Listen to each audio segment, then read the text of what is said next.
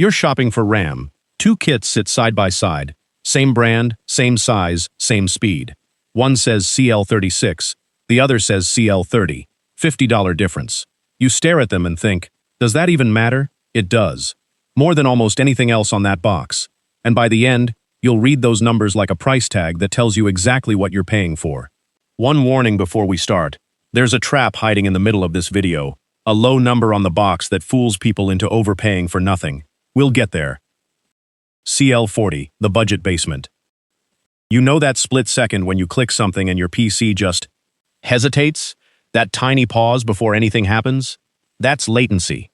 And CL, which stands for CAS Latency, is the number that controls how long your RAM makes the CPU wait before handing over data.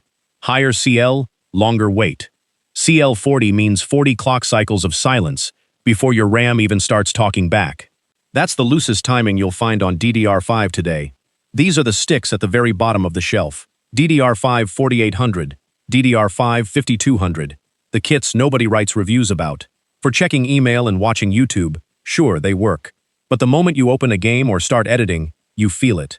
That hesitation, that half-second stutter when a new area loads. Here's the part that stings. At DDR5 4800, CL40 works out to about 16.7 nanoseconds of real-world latency. That's actually slower than decent DDR4 from 5 years ago. You bought new RAM, and it responds slower than the old stuff. In 2026, CL40 is where DDR5 starts, not where you stay. So what's actually sitting inside most people's PCs right now? CL36, the one everyone ends up with.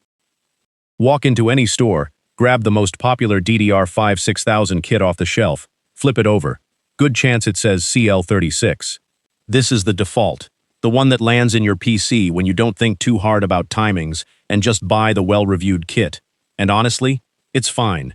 CL36 at DDR5 6000 gives you about 12 nanoseconds of true latency. Games run smooth. Chrome with 30 tabs doesn't choke. Your PC feels responsive. Not exciting, not sluggish, just normal. You can find these kits for $50 to $70 for 32 gigs. That's cheap enough that there's no reason to go lower. But here's a fun fact that might bug you.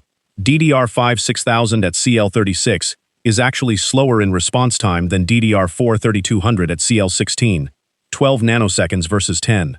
DDR5 makes up for it with way more bandwidth, which matters for editing, streaming, and heavy multitasking.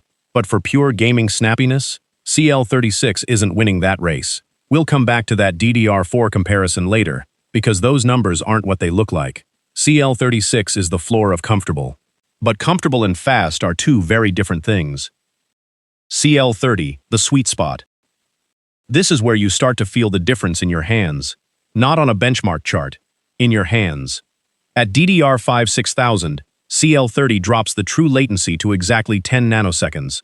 That matches the absolute best DDR4 ever offered, except now you've got double the bandwidth riding alongside it.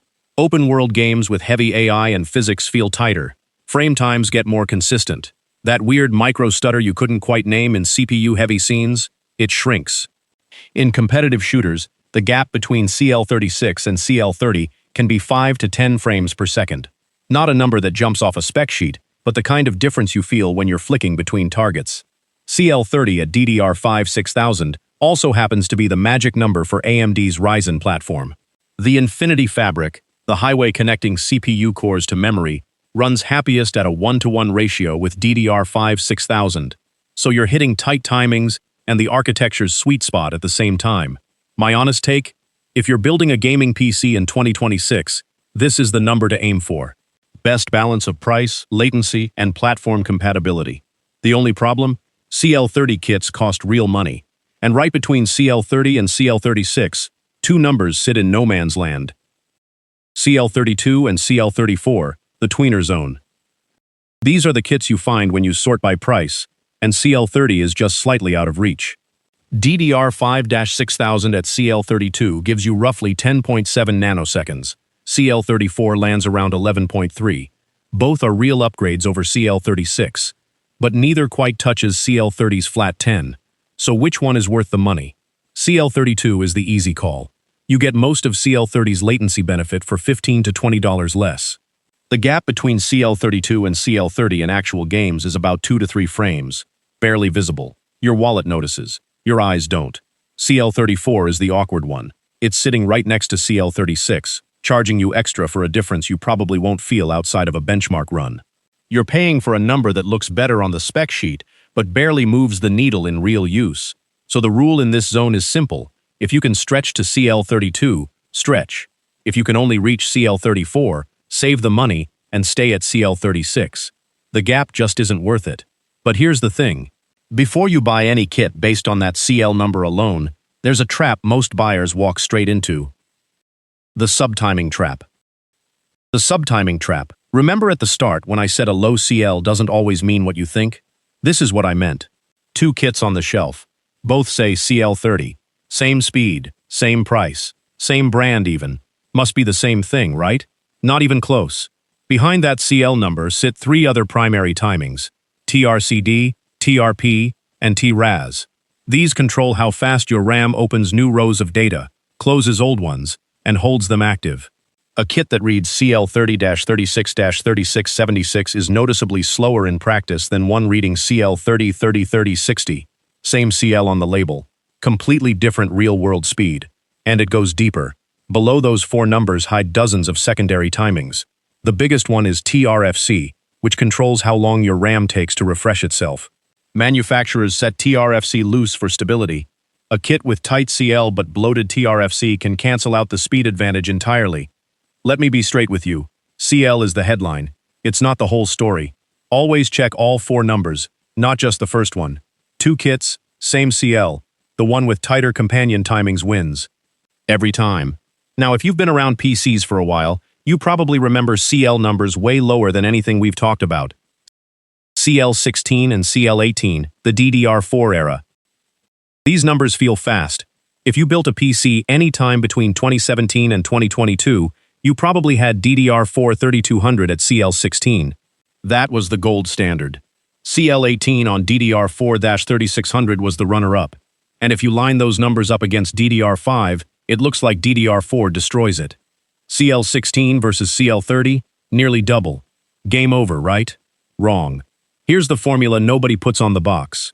True latency in nanoseconds equals CL divided by the speed in megahertz times 2000. DDR4-3200 at CL16, 10 nanoseconds. DDR5-6000 at CL30, also 10 nanoseconds. Identical.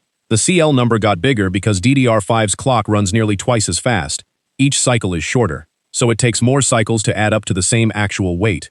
It's like comparing 16 slow steps to 30 fast steps. You arrive at the same time. The difference is DDR5 carries way more data per trip. That extra bandwidth is why editing, streaming, and multitasking feels smoother on DDR5 even when the latency matches. So don't let a big CL on a DDR5 kit scare you off. The raw number means nothing until you run it through that formula. DDR5 CL30 already matches the best DDR4 ever made. But DDR5 doesn't stop there. CL28 and below, the enthusiast tier. This is where RAM kits start to feel like luxury watches, hand-picked chips, factory-tested at tight tolerances, price tags that make you double-check the decimal point.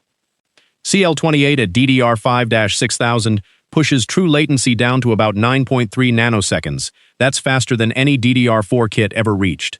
You'll find these on premium sticks using top-bin Samsung or Hynix chips, and they often cost double what a CL30 kit goes for. Below CL28 is overclocker territory. CL26, CL24. These exist, but they're rare, expensive, and picky. Some need higher voltage to stay stable. Some aren't even sold as kits. Overclockers get there by hand tuning and stress testing for hours.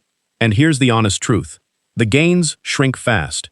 Going from CL36 to CL30 is a clear, real jump. You feel it. CL30 to CL28 is smaller. CL28 to CL26 is the kind of difference that only shows up in benchmarks and bragging rights. Diminishing returns doing what it always does. Personally, I'd only chase anything below CL30 if every other part of your build is already maxed out and you're hunting the last 2%. For everyone else, CL30 gives you 95% of the speed at a fraction of the pain. That covers every CL tier from top to bottom. Now let's make it useful. What should you actually buy? Here's the cheat sheet. Basic office or school PC.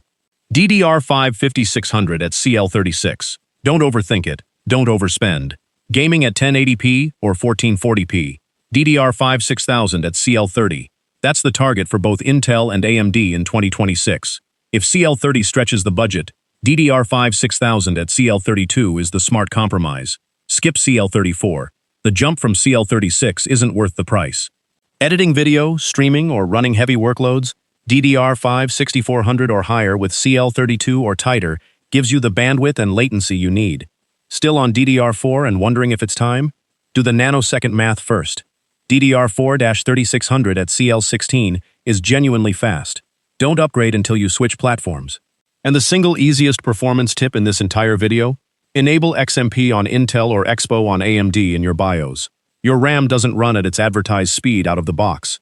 It ships at a slow, safe default. One click in the BIOS unlocks what you already paid for. Most people never flip that switch.